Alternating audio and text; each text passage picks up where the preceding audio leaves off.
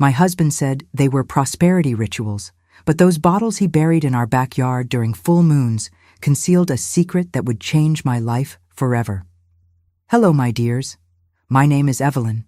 I'm 86 years old, and today I'm going to share a story I've kept secret for almost 50 years. Before I begin, I'd like to ask you to leave a like, subscribe to the Grandparents' Tales channel, and comment where you're watching from. This is the first video I'm recording, and it would be wonderful to know I'm not talking to myself in this room. I was born in 1939 in a small town in Nebraska where everyone knew each other. Life was simple and predictable. I grew up believing that honesty and hard work were the pillars of a dignified life. My parents, humble people, made sacrifices so I could study and become a teacher. It was a tremendous source of pride for them to have a daughter who was a teacher. It was at the school where I taught that I met Edward in 1965. He showed up to enroll his nephew, or at least that's what he said at the time. Tall, well-dressed, with a smile that lit up the room, Edward stood out in that small town. He claimed to be a sales representative, traveling throughout the state. He had fascinating stories about places that I, a simple, small-town teacher, only knew from books. Our courtship was quick. Within 6 months we were engaged, and in 1966, at 27, I got married. People said I was lucky, an established man with a good job, respected. I believed I had found my Prince Charming, like in the stories I read to my students. The first years were like a dream. Edward was attentive, brought small gifts from his trips, and discussed books with me. Our first child, Richard, was born in 1967, and it seemed nothing could shake our happiness. When Laura arrived in 1970, our family felt complete.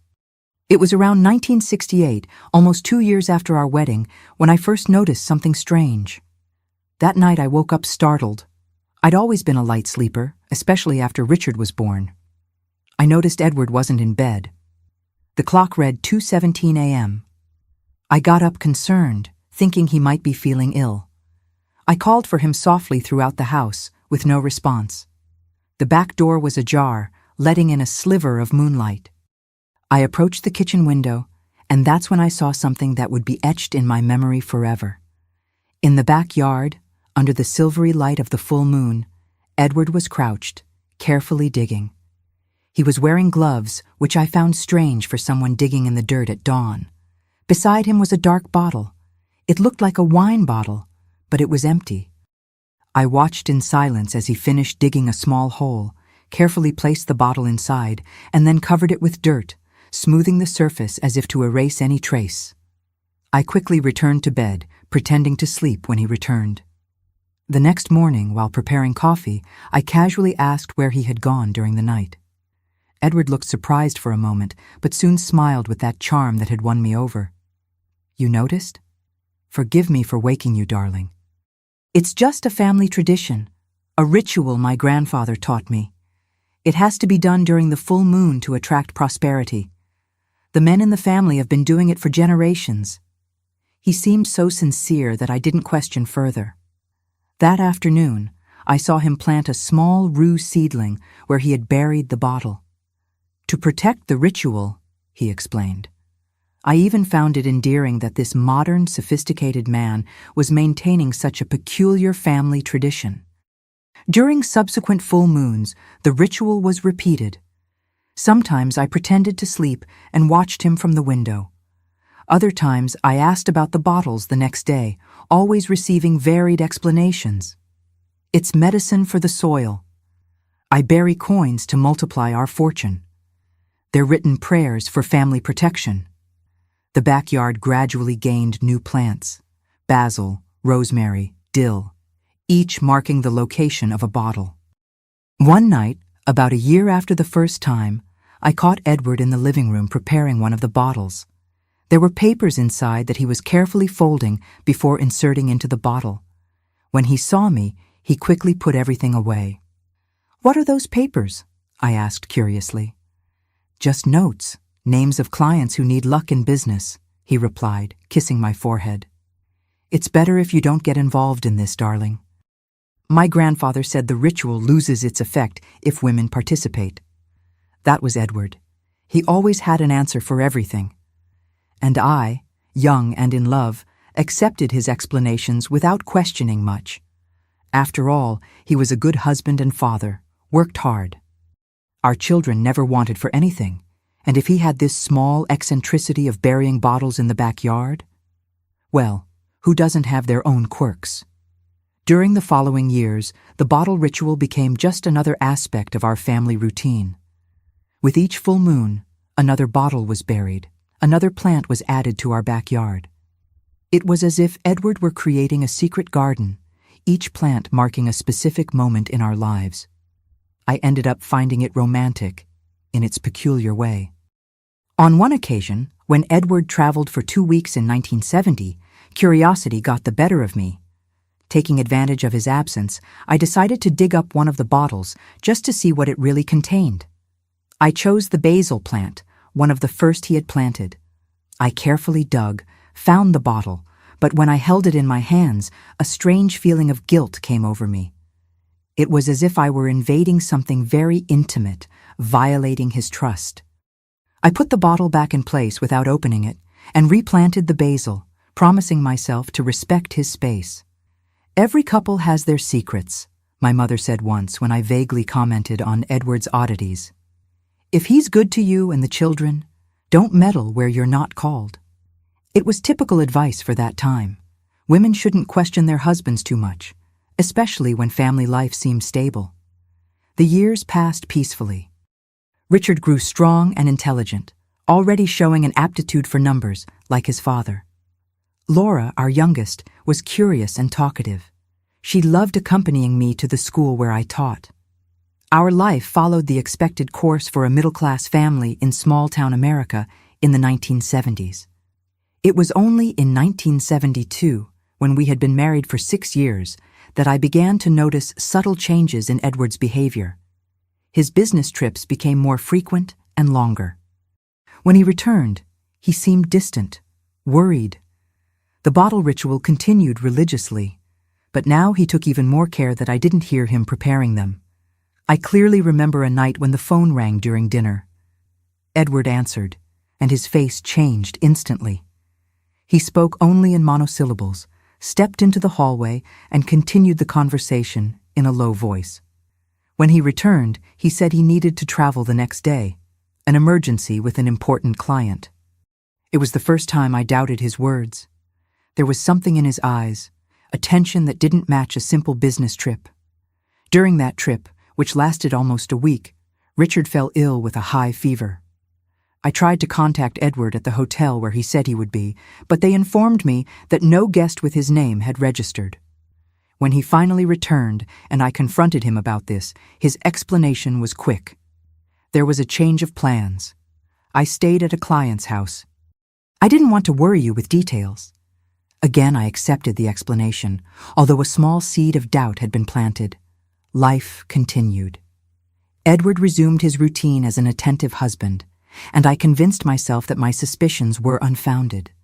The years 1973 and 1974 brought more responsibilities for me at school. I was promoted to elementary coordinator, which meant more work, but also a better salary. Edward seemed proud of my professional achievements, always encouraging me. This made me push away any negative thoughts about our marriage. It was only in mid-1974, almost 8 years into our marriage, that the first truly disturbing sign appeared. I was organizing Edward's closet, putting away freshly ironed shirts, when I found a note written on perfumed paper in the pocket of a suit jacket. "I miss you. Thursday, same time. With love, I." My heart raced. The handwriting was clearly feminine, elegant. Isabel? Irene? Ivy? My hands trembled as I reread the note, trying to convince myself there was an innocent explanation. Perhaps a female colleague, a client, someone with whom he maintained strictly professional relations. That night I didn't sleep. When Edward arrived late, as had become usual, I thought about confronting him, showing him the note, demanding explanations. But looking at the rooms where Richard and Laura slept peacefully, I didn't have the courage. What would happen to us if my suspicions were confirmed? How would I care for the children alone? Divorce was rare at the time, almost a scandal, especially in our small town. And then there was the financial question. My teacher's salary, even with the promotion, wouldn't be enough to support 2 children. I decided to observe, wait, gather more information before taking any action. I started paying attention to small details I had previously ignored, the different perfume on his shirts, the phone calls he answered and quickly hung up when I entered the room, the receipts from restaurants in cities where he was supposedly working, and of course, the bottles continued to be buried religiously with each full moon. Now I wondered what secrets they really contained. Were they just innocent superstitions, as he had always claimed? Or was there something darker related to that mysterious I and the lies I now suspected he was telling? Weeks after finding the note, I made a decision I never imagined myself capable of. On a Thursday, when Edward said he had an important meeting downtown, I decided to follow him. I asked my sister Martha to stay with the children after school. I have a meeting with parents. It might take a while, I lied. I wore a simple dress he rarely saw me in. I put on a scarf and sunglasses, a basic disguise, but one I thought sufficient. I asked Junior, the neighbor's son who had just bought a taxi, to take me. I need you to take me downtown and drop me off near the main square, I explained. It's a surprise I'm preparing for my husband. Junior nodded without asking questions. I positioned myself strategically in a cafe with a view of the bus stop where I knew Edward would get off. My heart was racing. I had never done anything like this before. I felt like a criminal, invading my own husband's privacy. But something inside me, perhaps instinct, perhaps just the pain of suspicion, told me I needed to know the truth. I saw when he got off the bus, elegant as always in his gray suit. Instead of heading to the commercial district where the offices were, he walked for about 15 minutes until he reached a residential building on a quiet street. He entered, greeting the doorman with familiarity, like someone who frequented the place regularly. I stayed across the street, hidden behind a newsstand, watching. The wait was endless. For almost 3 hours, I alternated between walking around the block and returning to my observation post, afraid of losing sight of him.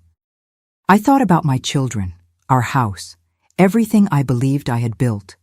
Was it really possible that our entire life was based on lies? When Edward finally came out, late in the afternoon, he wasn't alone. An elegant woman accompanied him to the door of the building.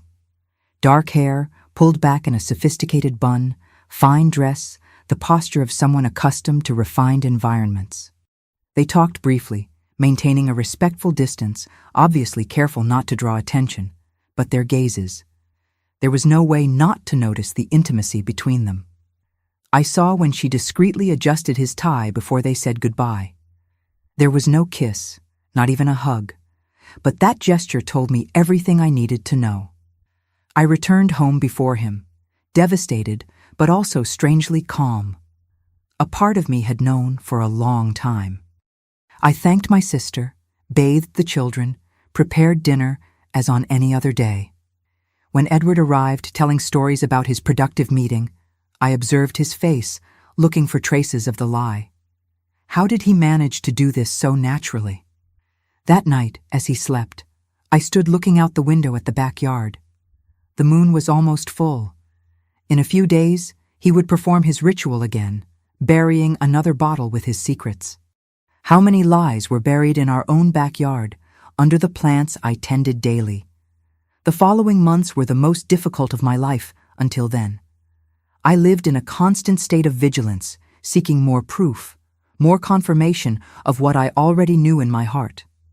At the same time, I maintained the appearance of normality for the children, for my colleagues at school, for our neighbors and friends. I smiled at birthday parties, cooked Edward's favorite dishes, continued being the exemplary wife and mother everyone expected me to be. And he continued burying his bottles with each full moon, now with even more secrets to hide. After discovering Edward with that elegant woman, something changed inside me. It was as if a veil had been torn, revealing a reality that had always been there but that I refused to see. The year 1974 dragged on like a slow, silent storm in our marriage. Externally, everything seemed normal. Internally, I was drowning in doubts. I started creating a secret diary hidden inside the cover of an old cookbook. There, I noted each inconsistency in Edward's stories, each night he came home late, each suspicious phone call. I developed the habit of discreetly checking his pockets before washing clothes, looking for notes, receipts, any clue about his parallel life. I felt dirty doing this, like an invader in my own home, but the need to know the truth was stronger than my shame. On an afternoon in December 1974, I found something even more disturbing. Edward had left his briefcase at home when he rushed out for an urgent meeting. I fought against the urge to open it for almost 2 hours. A wife shouldn't do this, I repeated to myself, hearing my mother's voice in my head. But finally, I gave in. Inside the briefcase, among apparently normal work documents, I found a business card with the name Anthony Smith and Edward's photo. The listed company, International Importers, I had never heard of. There was also a small notebook with notes about values, names, and dates. On the last page, something that froze my blood. Thursday, 3 p.m., confirmed transfer.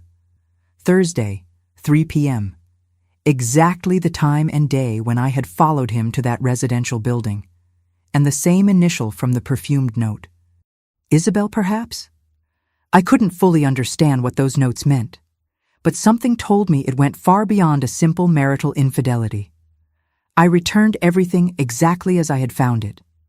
That night, when Edward arrived, I observed him with new eyes. Who was this man with whom I had shared a bed for nearly 9 years? The father of my children, the respected sales representative, the husband who buried mysterious bottles on full moon nights. Was it all an elaborate lie? Christmas 1974 was particularly painful. Sitting at the dinner table, watching Edward distribute presents to Richard and Laura, smiling and playing with them, it seemed impossible that this same man was leading a double life. At times I doubted my own suspicions. Perhaps I was imagining things. Perhaps the stress of work at school was making me create absurd fantasies. But then, on the first full moon of 1975, I observed the bottle ritual again. This time I noticed something different. Edward seemed more tense, more hurried, and the bottle he buried was larger than usual. The next day he announced a 2-week trip, the longest he had ever made. It's an important opportunity, darling. It could define our future. During his absence, I spent sleepless nights, divided between the anguish of suspicion and the fear of what I might discover if I continued investigating. Richard, then 8 years old, noticed my concern. "Is Mom sad because Dad traveled?" he asked one night, when I found him observing me from the bedroom door instead of being asleep. "I'm just tired, my love. The school, the house, there are many responsibilities. When I grow up, I'll help take care of you and Laura," he replied with that touching seriousness of children. I hugged my son, holding back tears. Whatever the truth about Edward, our children didn't deserve to have their childhood tainted by my marital problems. When Edward returned from that trip, he brought expensive presents for everyone. A watch for me, imported toys for the children. He seemed more animated than normal, talking about promising new business and even suggesting a renovation of the house. "I'm thinking of building another room, maybe an office for me. What do you think?" The idea seemed strange to me. He had never before shown interest in working at home.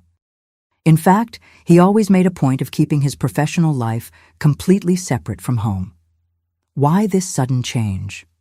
In the following months, I noticed an increase in the calls he received at home. He always answered quickly and took the phone to the backyard or the bathroom, speaking in a low voice. Sometimes I heard him arguing, although he tried to hide it when I approached. In June 1975, Richard turned 8. We organized a small party at home with schoolmates and some neighbors. It was during this celebration that I had another disturbing glimpse into Edward's other life. One of the parents, Mr. Oliveira, who worked at the town's bank, struck up a conversation with him during the party. I was serving sodas, when I overheard a snippet of the conversation. "So, you're Edward, funny. I could swear I saw you at the bank last week, but the name on the document was different." Edward's face tensed for a second, but he quickly regained his composure, smiling cordially. "I have one of those common faces. Everyone says they've seen me somewhere. Must have been someone who looks like me." He skillfully changed the subject, asking about Mr. Oliveira's football team, but that brief exchange kept hammering in my mind. Another confirmation of my suspicions, or just a coincidence. At the end of that month, we had our first major argument in years. I discovered that Edward had opened a bank account in another town without my knowledge. I found the statement by chance when looking for a document in the car. "Why hide this from me?" I asked, trying to keep my voice calm so the children playing in the backyard wouldn't notice. "I didn't hide anything. It's just an account for work expenses, more convenient when I'm traveling," he replied, with that tranquil confidence that always disarmed me. "You know how I hate mixing family finances with work finances." "And why did you never mention it? We've been married for almost 10 years, Edward. There shouldn't be secrets between us." He sighed, running his hand through his hair, a gesture he made when impatient. "You're making a tempest in a teacup, Evelyn. They're just practical work matters. Nothing that should worry you. Like the woman you meet on Thursdays." The words escaped before I could contain them. His face paled for an instant, but quickly regained color. "What are you talking about?" "I saw you, Edward, at that residential building with that elegant woman. Who is she, Isabel?" It was as if a mask had briefly fallen. His eyes hardened, and for a second, I saw a man I didn't recognize. Then, as quickly as it appeared, that expression gave way to the Edward of always, calm, controlled, slightly amused. "You followed me?" "I'm surprised, Evelyn.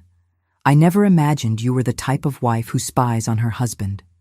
His voice had a tone of disappointment that made me feel guilty, as if I were the one in the wrong.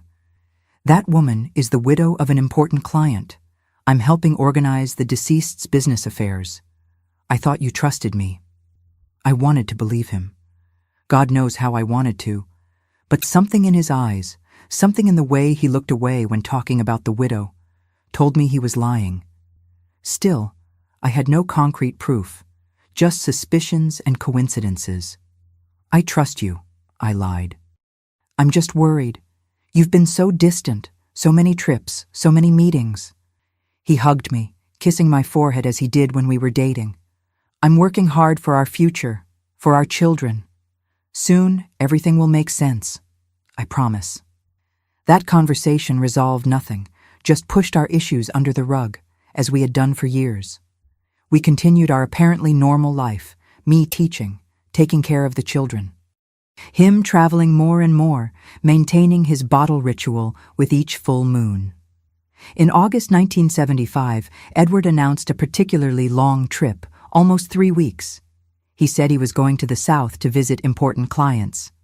On the eve of his departure, I observed him preparing an especially large bottle. This time, besides the usual papers, I saw when he put a considerable wad of cash inside.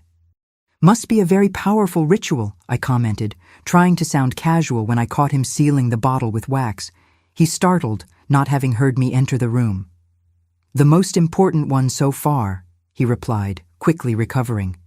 "Our future depends on it." That night of the full moon, after burying the bottle under a freshly planted rosemary bush, Edward was especially affectionate. We made love as we hadn't in months, with an almost desperate intensity.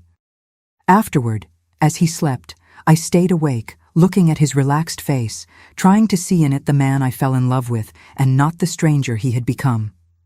During his trip, a growing restlessness took hold of me. His words echoed in my mind. The most important so far, our future depends on it. What did that mean? What future was he planning? And why that persistent feeling that something big was about to happen?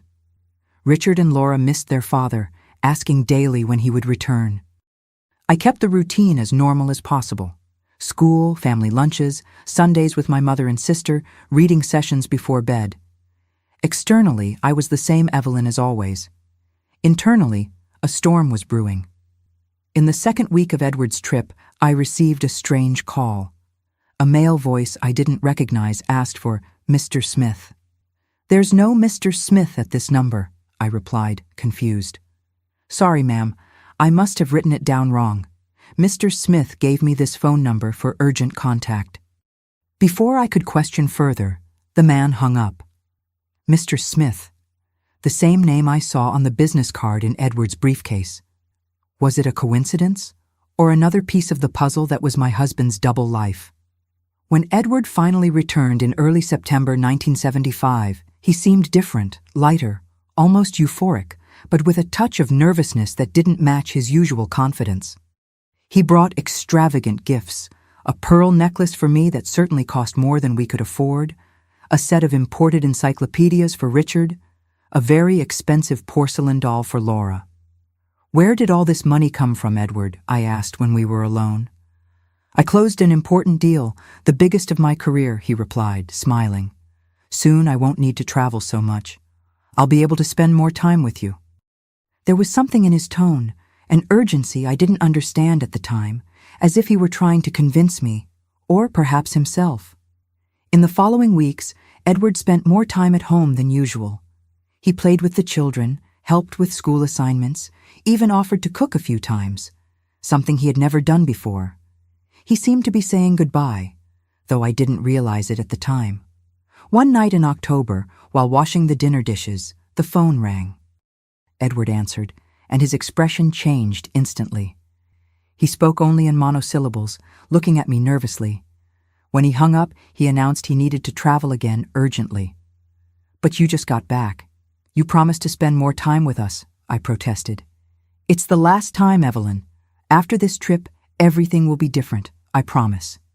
Something in the way he said that gave me chills. There was a finality in his words that I couldn't decipher at that moment. We argued like never before, with me accusing him of neglecting the family, him insisting he was doing everything for us. It was our first, really serious argument, with harsh words from both sides. The next morning, he left early, still tense from the previous night's argument. He kissed the children with unusual affection, lingering in the embrace. For me, just a quick and formal kiss. "I'll be back in 3 days, at most." That was the last time I saw Edward alive. That October afternoon in 1975, the phone rang at 4:37 p.m., a time that was etched in my memory as if branded with iron. I was correcting my students' tests at the kitchen table while Richard did his homework and Laura colored a drawing on the living room floor. An ordinary day that in a second would transform into the dividing mark of my life. "Mrs. Evelyn Wilson?" asked an unfamiliar male voice. "Yes, that's me. This is Dr. Paul Mendez from County Hospital." He made a pause so heavy that I felt my stomach sink, even before he continued. "I regret to inform you that your husband, Edward Wilson, was admitted to our emergency room about an hour ago with acute myocardial infarction." My ears started ringing. The following words came as if through a tunnel. "Resuscitation attempts. Unfortunately, he didn't survive. We're very sorry for your loss." "There must be some mistake," I heard my own voice say as if from far away. "My husband is on a business trip in Chicago." "Ma'am, he was found in a meeting room at the Central Hotel here in town. He had his documents confirming his identity. We need you to come to the hospital for the necessary procedures." I remember looking at my children, unaware of the tragedy that had just befallen us, and thinking, how am I going to tell them? The room was spinning, and for a moment I thought I would faint, but I couldn't. Now it was just me. Just me to take care of everything. "I'll be there in 30 minutes, I replied, with a calm I didn't know I possessed. I called my neighbor, Mrs. Carmen, asking her to stay with the children without going into details. I just said it was a family emergency. I changed clothes mechanically, like an automaton. The procedures were a blur of bureaucracy and pain, identifying the body. Edward looked strangely at peace, as if just sleeping, signing documents, arrangements for the wake, calls to family, all done with a kind of emotional detachment, as if it were happening to someone else. The doctor explained it had been a sudden heart attack, probably caused by severe stress or some undiagnosed heart condition. Edward was only 45, apparently healthy. "Sometimes it happens like this, without warning," said the doctor, with that professional compassion that brings no comfort. But what intrigued me, and I would only process completely days later, was what the hotel manager told me when I went to collect Edward's belongings. "Your husband was in a meeting with a lady. She was the one who called the ambulance when he fell ill." "A lady?" I asked, feeling that familiar pang of suspicion now mixed with recent grief. "Yes, I didn't get her name." "She was very shaken. She left quickly after the ambulance arrived. Edward wasn't in Chicago. He was in our own town, having a meeting with a mysterious woman in a hotel room. Not even in death could he be honest with me." The wake was held at the Municipal Cemetery Chapel. Few were present. Some of Edward's colleagues I barely knew, neighbors, close family members, my school colleagues. Sitting next to the coffin, with Richard and Laura clinging to me like anchors in the storm, I observed every face that came to offer condolences. That's when I saw her.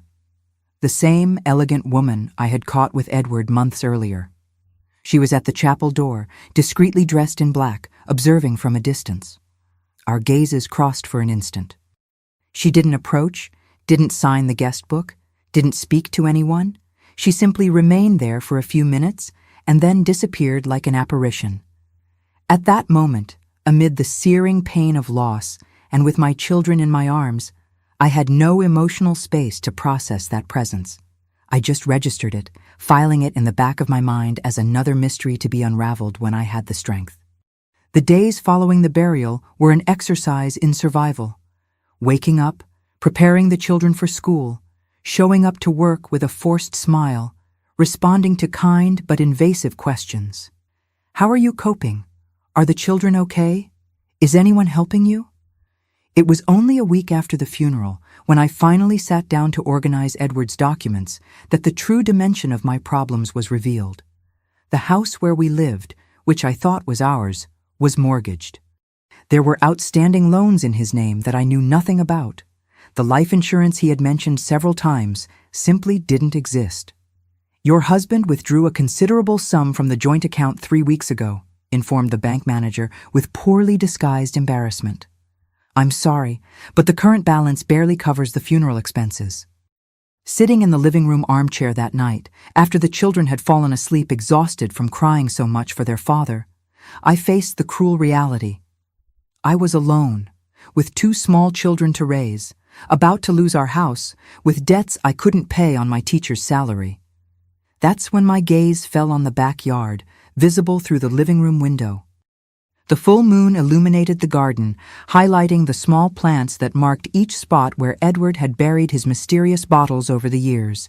That strange ritual I accepted without question as part of the particular mythology of our marriage. An idea began to form in my mind. What if those bottles didn't contain just prosperity rituals? What if they held something more tangible, something that could explain Edward's double life, or perhaps even help in our desperate situation? For days, the idea fermented in my mind. It seemed disrespectful, almost profane, to dig up what he had so carefully hidden, as if it were a posthumous violation of his trust. But what trust was there to preserve in a marriage built on lies? One night, exactly a month after his death, I made my decision. Richard and Laura were sleeping soundly, exhausted after a particularly difficult day at school where other children had asked insensitive questions about their father's absence. I put on an old robe over my nightgown, slipped on my gardening boots, and took the small spade I used to tend the plants. The full moon, the same moon that had witnessed Edward's secret ritual for so many years, now illuminated my own journey to the Garden of Secrets. I chose to start with the rue plant, the oldest one that marked the first bottle I had seen Edward bury in 1968. My hands trembled as I dug, partly from the physical effort I wasn't accustomed to, partly from fear of what I might find. The sound of the spade hitting glass startled me. I carefully excavated around it until I managed to remove the intact bottle. It was an old red wine bottle, sealed with red wax. I sat right there on the damp garden ground and broke the seal with trembling fingers. Inside, protected by a carefully sealed plastic bag, I found documents and money. The first document I saw took my breath away. An ID card with Edward's photo, but another name, Anthony Smith, the same Mr. Smith from the strange phone call I received during his last trip. Different date of birth, different parentage, everything different. Along with the false identity, there was a considerable amount of cash, much more than Edward could honestly earn in months of work, and a handwritten note, emergency fund, in case I need to disappear quickly. I ran inside the house, locking all the doors, as if fearing Edward's ghost might surprise me, rummaging through his secrets. I spread the contents on the kitchen table, examining each item under the yellowish lamplight. Besides the false identity and money, there were detailed notes about a company called Santos Importers and its owners. Addresses, routines, banking information, the kind of thing only a private investigator or someone with criminal intentions would collect. I didn't sleep that night. 1,000 questions whirled in my mind. Who was the man I had married? What did those documents mean? Why would he need a false identity? And most importantly, what would I do with that discovery? The next morning, after sending the children to school with forced smiles and carefully prepared lunches, I returned to the backyard. This time, I chose the basil plant that marked another of the oldest bottles. The second revelation was even more disturbing. This bottle contained more money, notes of different denominations, apparently used and impossible to trace, and a notebook with detailed notes about a scam carried out in 1967, shortly after our wedding. An elaborate scheme involving the sale of non-existent land to foreign investors. Among the notes were names of accomplices, amounts received, and the most painful part, a handwritten timeline where Edward had planned each step, including marriage to E, necessary appearance of stability. My stomach twisted reading that. Our marriage, planned as part of a scam, the date matched. He met me a few months before executing that scheme. He needed a respectable wife, a teacher with a good reputation in town, to create the image of a family man. I ran to the bathroom and vomited, the reality finally hitting me with full force. When I recovered, looking at my pale face in the mirror, something inside me changed. The sadness and grief gave way to a cold, almost clinical determination. I needed to know everything, every detail of the life of the man I thought I knew, not out of revenge or bitterness, but out of practical necessity. If I wanted to protect my children and find a way out of that desperate situation, I needed to understand exactly what I was facing.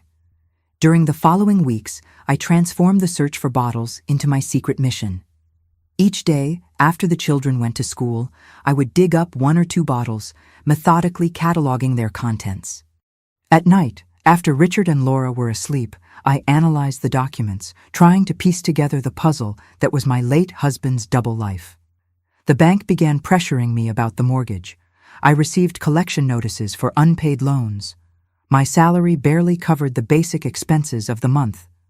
Time was running out, and I needed to make difficult decisions. Sell the house, move with the children to a smaller place, ask my family for help, assuming the shame of revealing the situation.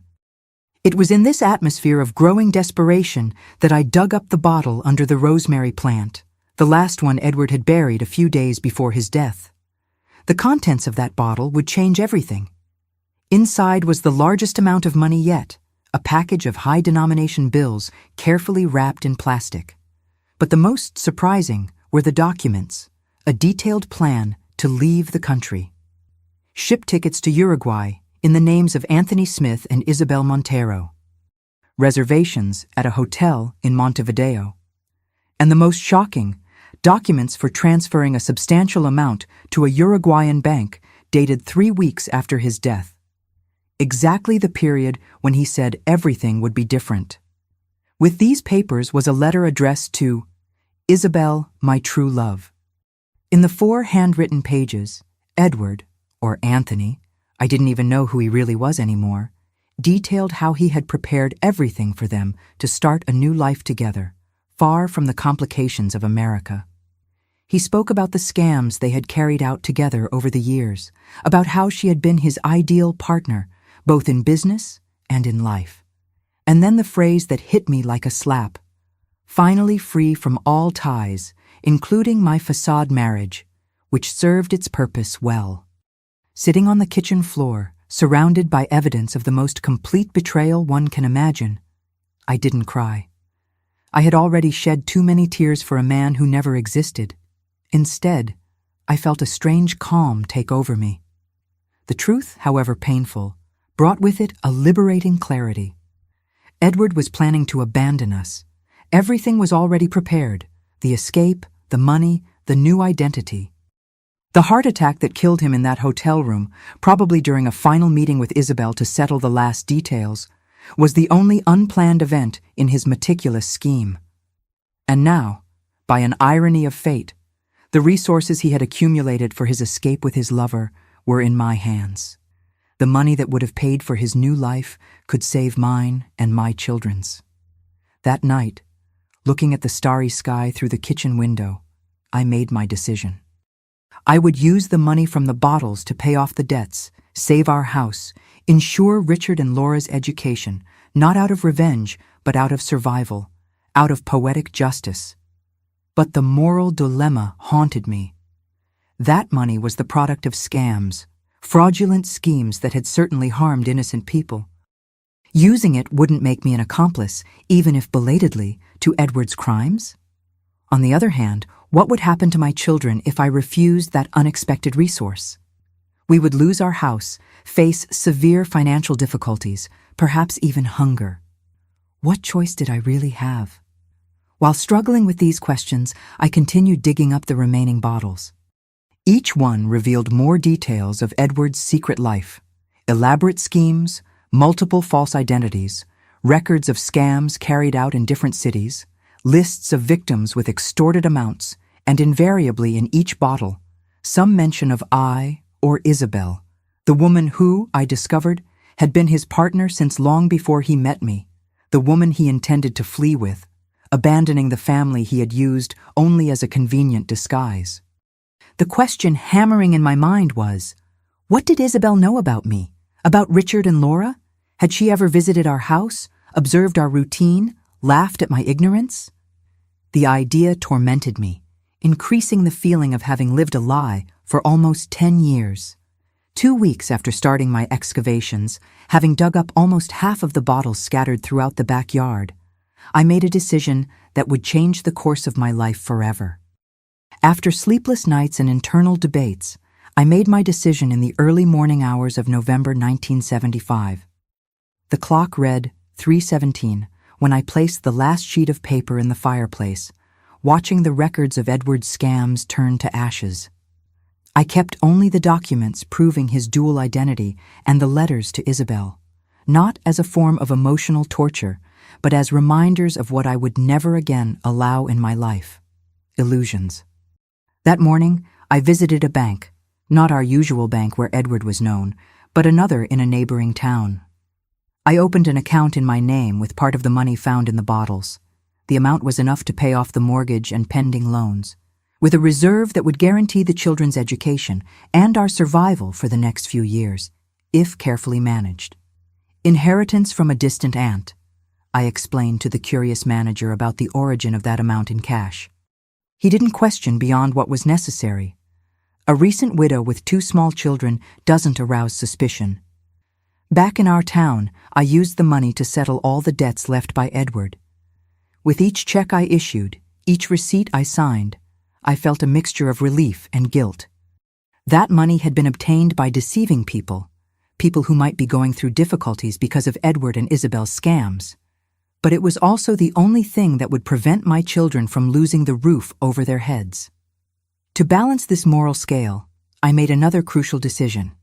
With the documents I found in the bottles, I identified some of Edward's most recent victims.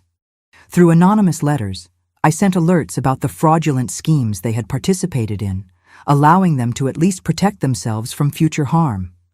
For 2 particularly harmed families, whom I discovered were on the verge of ruin because of investments made with Anthony Smith, I discreetly sent part of the money, disguised as an investment refund. It wasn't perfect. It didn't undo all the harm caused, but it was what was within my reach without compromising my children's future. A small, partial redemption for Edward's legacy. With the most urgent financial issues resolved, I turned my attention to the future. I couldn't continue just as a teacher. The salary wouldn't be enough in the long term, especially considering that the reserve money from the bottles, although substantial, wouldn't last forever.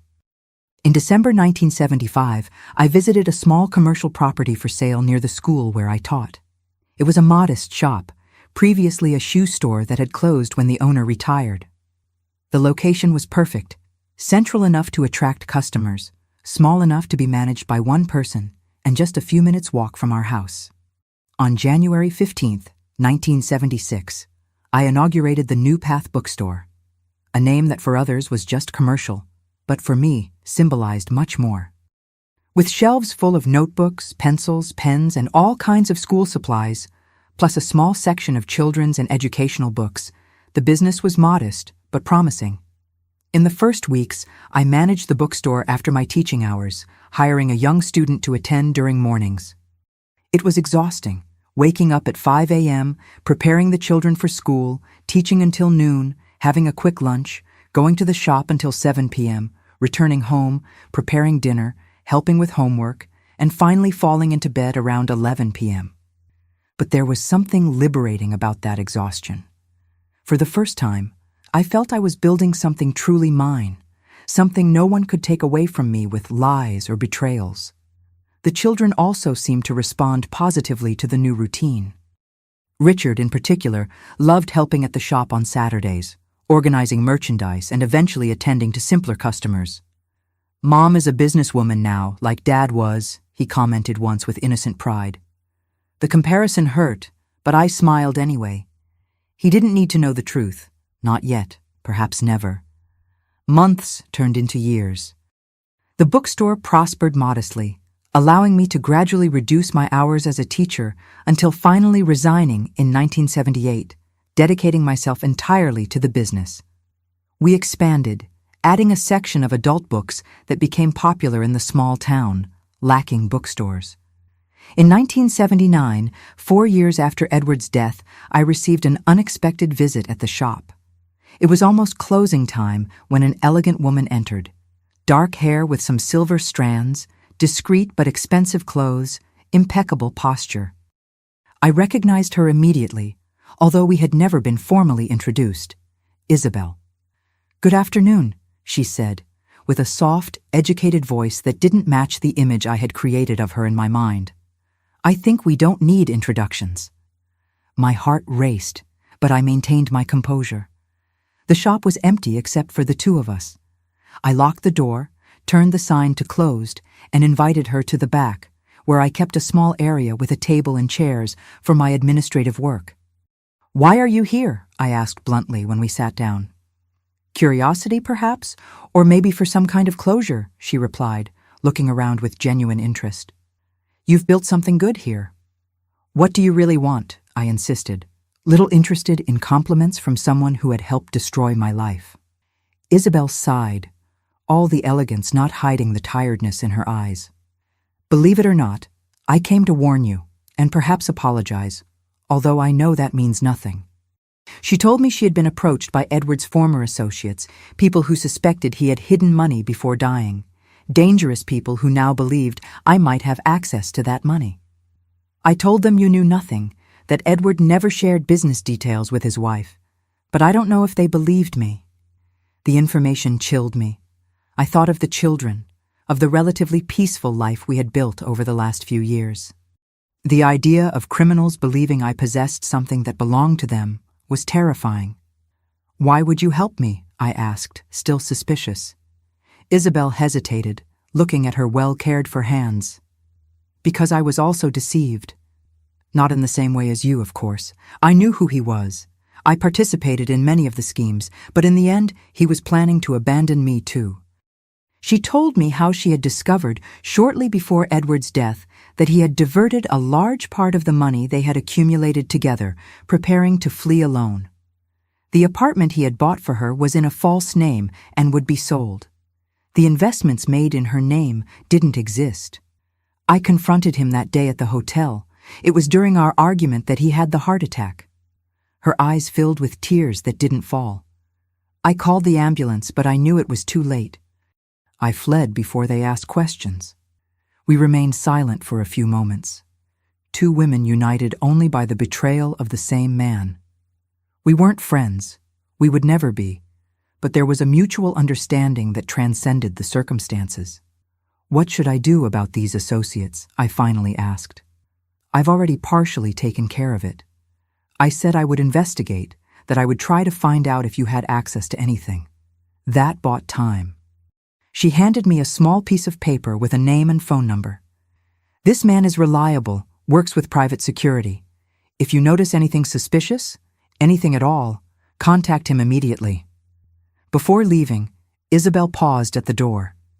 You've built an honest life with that money. At least it served something good in the end. It wasn't exactly a request for forgiveness, but there was a certain redemption in her words. I never needed to use the contact she gave me. Perhaps Edward's associates believed I really didn't know anything. Or perhaps Isabel did more to protect me than she revealed. Either way, that unexpected visit was the last time I had any contact with the obscure world that Edward had inhabited. The 1980s brought new challenges and opportunities. Richard, now a teenager, showed an aptitude for business, helping more and more with the bookstore's administration. Laura, more introspective, developed a passion for reading and later for law. Ironically, she talked about specializing in criminal law to combat people who deceive others. In 1983, with the business thriving, I made a bold decision to transform the bookstore into a true bookshop. We renovated the space, expanded the collection, created a small cafe in the back where customers could read excerpts before buying. The New Path Bookshop became a cultural meeting point in town, eventually hosting small literary events and reading circles. It was during this period that I faced one of the most difficult moments as a mother. Richard, then 16, found by chance the box where I kept the few documents I preserved about Edward's double life. He was in the attic, looking for Christmas decorations, when he came across those concrete proofs that his father wasn't who he thought. He came home pale, confronting me with the letters and false IDs. Is it true? Was Dad a criminal? For years, I had maintained the image of Edward as a good father and husband, who unfortunately died young. I invented stories about family moments that never happened. I preserved photographs. I kept alive the memory of a man who never existed. It was what I thought best for the children to grow up believing in a positive legacy, not marked by the sordid truth. That night, sitting at the kitchen table, I told Richard an edited version of the truth. Yes, his father had another side he kept hidden from the family. Yes, he had done wrong things, but he also had qualities. I didn't mention the planned abandonment, nor the fact that our entire marriage was part of a scheme. Some truths are too heavy to share, even with almost adult children. Richard spent days processing that revelation, alternating between anger, sadness, and confusion. Eventually, he surprised me with his maturity. What matters is what you did, Mom. How you transformed something bad into something good for us. For Laura, we decided to keep the softer version of the story. Edward had problems, made mistakes, but loved them in his way. She was only 13, still too young to handle the complete truth. Richard agreed to keep his sister's secret, creating between us a special bond of complicity and understanding. In 1985, 10 years after Edward's death, life had taken a completely different turn from what I had ever imagined. The bookshop was thriving, now with a branch in the neighboring town, managed by a trusted employee. Richard, about to enter business school, already showed natural talent for business. Laura, still in high school, dreamed of law school, and I, at 46, was a different woman from that naive teacher who accepted without question her husband's stories. Stronger, wiser, more independent. I still carried scars, of course, wounds that never completely heal, but they were no longer open and painful. They had transformed into marks of a battle won. That year I did something I had postponed for a decade. I completely renovated the backyard. I hired gardeners, pulled up all the old plants, each marking the location of a buried bottle, each reminding me of a lie. In their place, we created a completely new space, a small garden with a bench, a pergola, and seasonal flowers. A place of peace, no longer of secrets. During the renovation, we found the last bottles I had never dug up. The confused gardeners brought me those strange objects that emerged from the soil. Just old trash, I explained, discreetly taking the bottles. Later, alone, I opened the last messages from the past. They contained more money, which I anonymously donated to charities, and more documents that only confirmed what I already knew about the man I had married. The last bottle, however, contained something different, a letter addressed to me, dated 1972, 7 years into our marriage, 3 years before his death. Written in a moment of apparent lucidity or remorse, Edward confessed that, although our marriage had begun as part of his plans, he had developed genuine affection for me and the children. "I live between two worlds, Evelyn," he had written. "One of lies I can't abandon, and another of simple truths I don't deserve.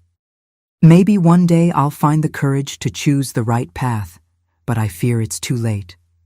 I don't know if I believed those words. Perhaps they were just another manipulation, another attempt to have a plan B in case his schemes failed. Or perhaps there was a spark of humanity in that complex man, a brief window into a soul capable of recognizing the value of what he was sacrificing in the name of his greed. Either way, I burned the letter along with the other documents. The past was finally buried, not in secret bottles, but in the ashes of a life that no longer existed. The future, my children's future, would be built not on buried lies, but on the simple truth I learned the hard way. We are defined not by what happens to us, but by what we do with it. And what I did was transform Edward's bottles of lies into seeds of a new, honest, and finally truly mine life. The years following the backyard renovation were ones of flowering, not just of the new plants that replaced the marks of Edward's secrets, but of our family and the business I built with my own hands. Looking back now at 86, I realize that renovation perfectly symbolized the transition we made, transforming soil contaminated by lies into a garden of possibilities. In 1986, Richard entered business school in the city.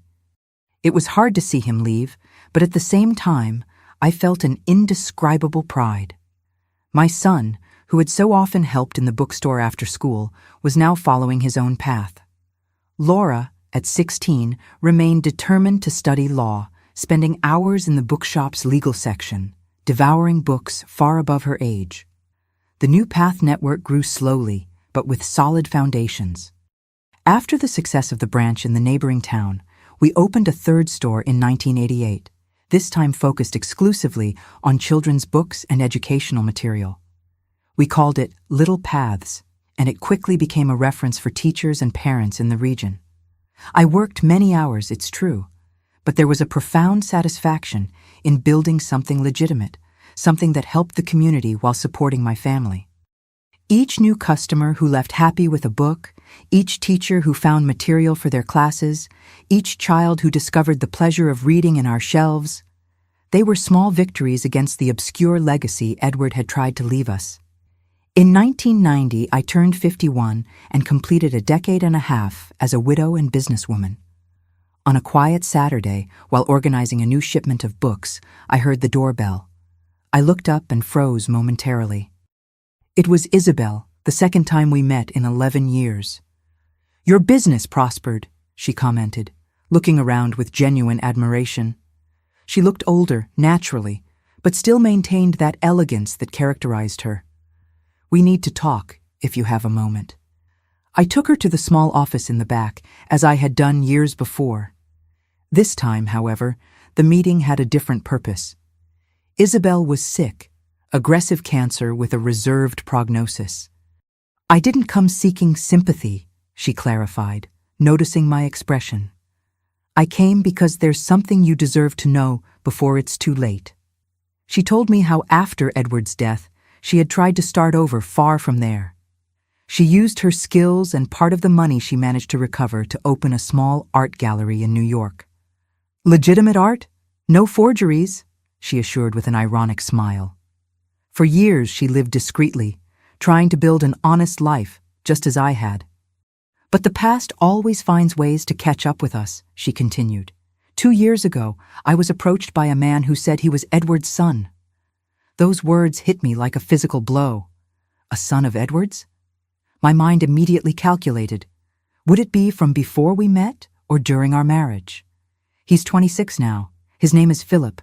He was born in 1964, before Edward knew either of us. The revelation brought a strange relief. A son from before, from a previous relationship, wasn't exactly a betrayal of our marriage, though it was yet another secret hidden from me.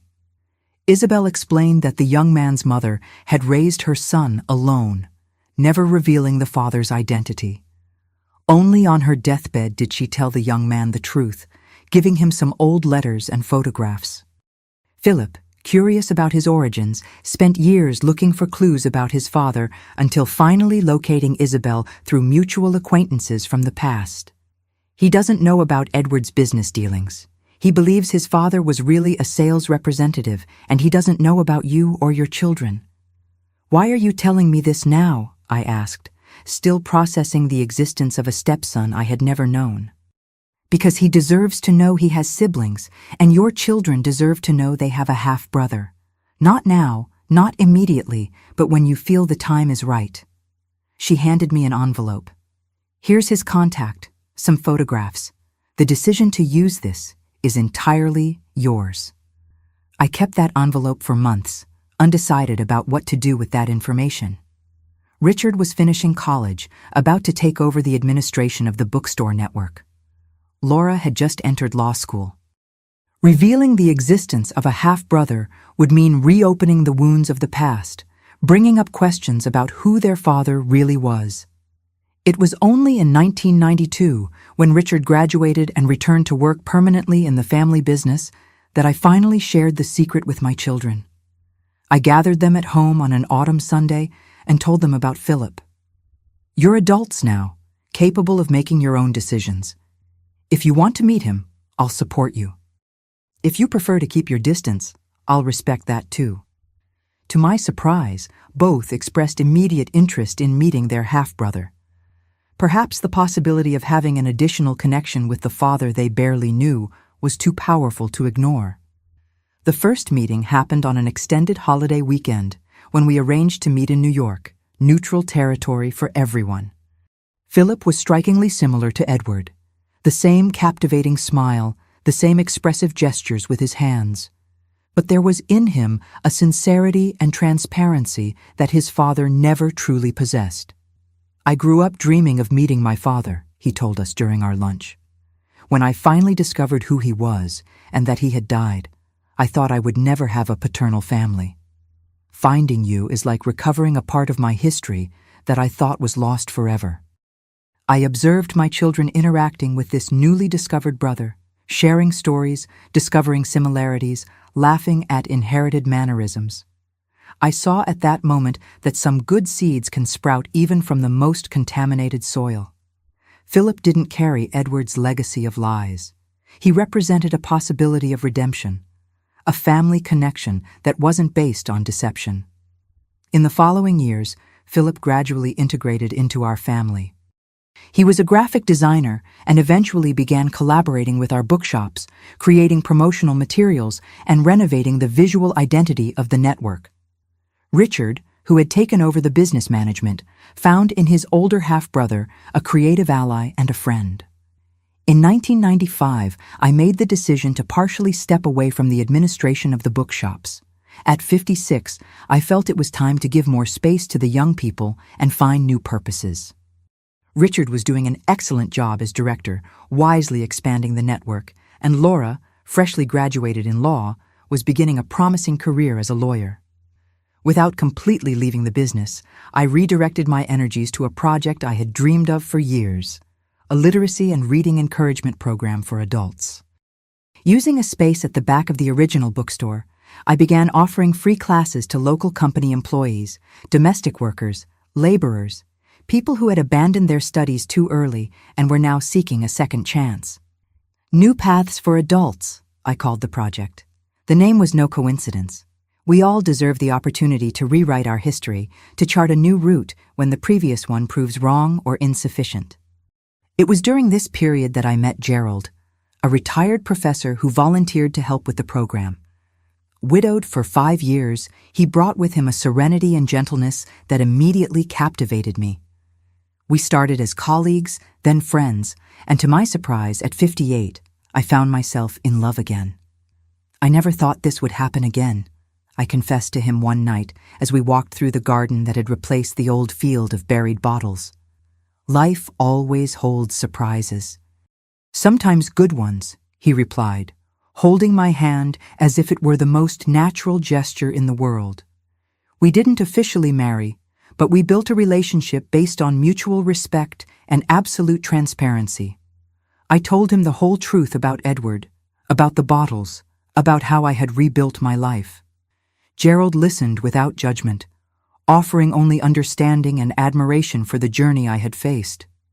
"You transformed the poison into medicine," he said.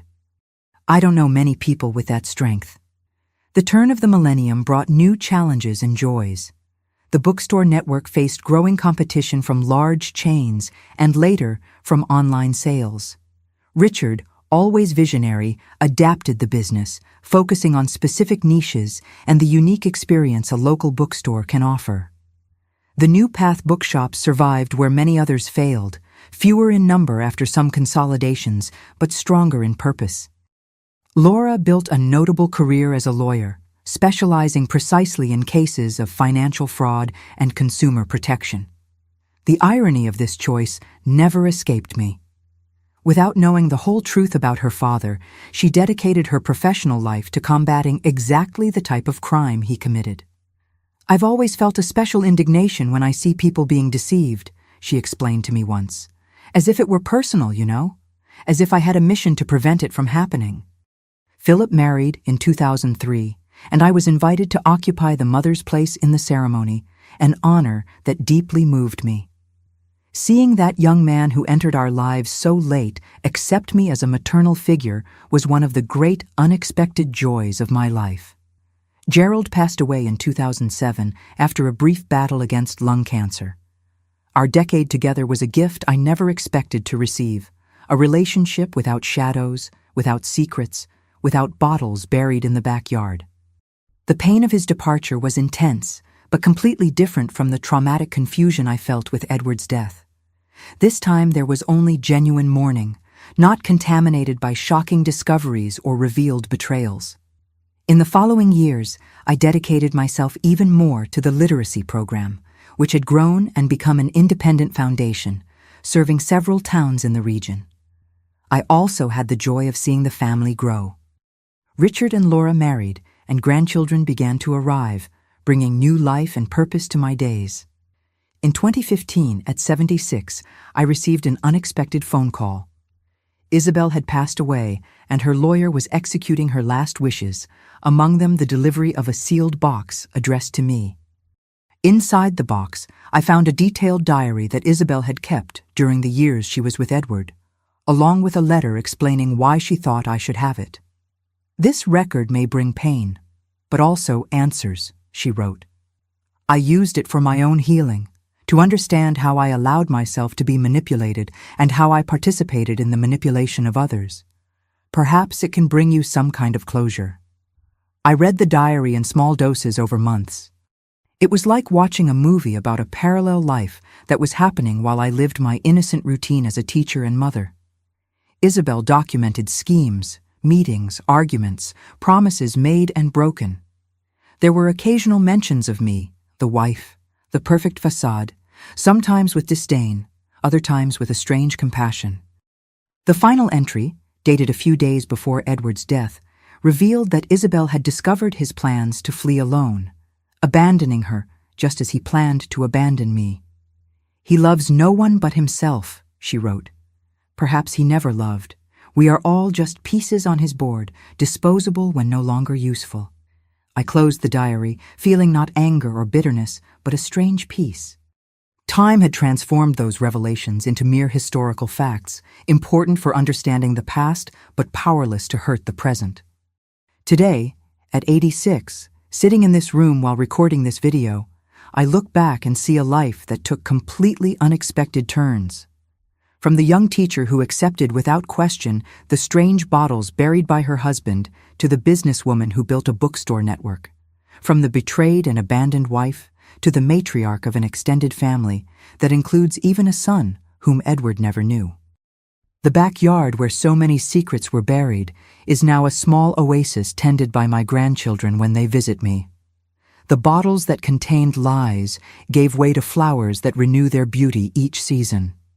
And the woman who once trembled with fear of the uncertain future now smiles with the certainty that we are stronger and more resilient than we ever imagined. The bottles that Edward buried with each full moon hid his darkest secrets, but also, ironically, contained the seeds of my liberation. When I dug them up, I found not only betrayal and lies, but also the opportunity to rebuild everything, this time on true foundations. If there's a lesson I'd like to leave for you watching me, it's this. Our greatest tests can become our greatest transformations. What's buried in your backyard, literally or metaphorically, may be painful to dig up, but perhaps it's exactly what you need to face to really move forward. Thank you for listening to me today. If you like this story, don't forget to leave your like and subscribe to the Grandparents' Tales channel, and please comment where you're watching from. Even at 86, I'm still moved to know that my words reach hearts across America. After all, it's never too late to unearth truths and plant new gardens.